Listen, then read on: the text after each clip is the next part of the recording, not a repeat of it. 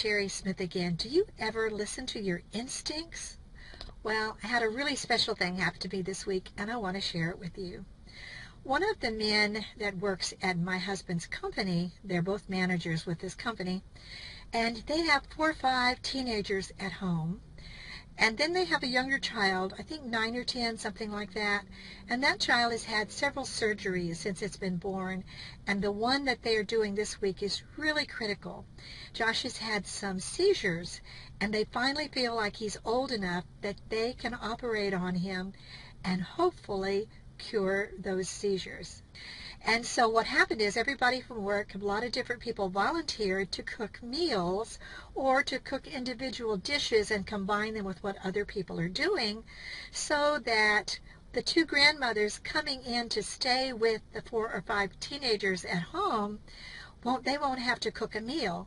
They're going to have their hands full as it is, taking care of all of those kids, getting them where they need to be, doing laundry and cleaning and all that stuff.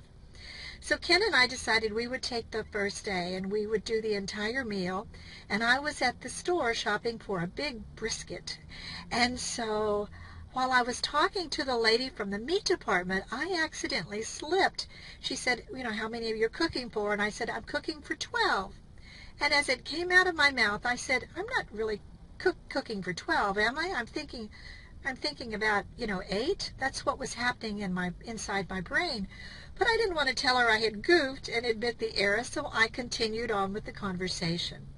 Well, I went on and got the brisket and got other things I needed. And as I was beginning to cook, and when I was also shopping for the other ingredients, I kept hearing the number 12 over and over in my mind.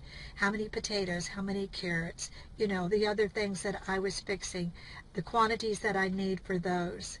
12 just kept coming to me, so I just rolled with it. I got a really special email last night from Rick, the father, and thanking us for the wonderful meal we had prepared for them. And basically he said that it was especially nice because they had unexpected visitors drop by. They had enough food there. They were able to invite their guests to have dinner with them. And he said there was more than enough for all of us, and even some left over. And I know whatever's left over is going to really be consumed by those teenagers at home. It always works that way, right? So do you listen to your gut, your instinct, your, ESP, whatever you want to call it, spirit? Do you listen when you get those urges? I do, and they always leave me in good stead. They always work out well for me.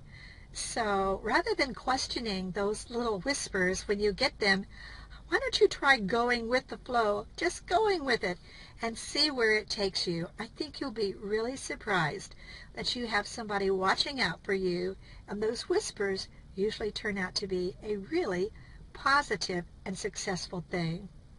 I'm Sherie Smith from Bootkick Your Success. I hope you enjoyed my story. And by the way, Josh is doing just great. I'll see you later. Bye-bye.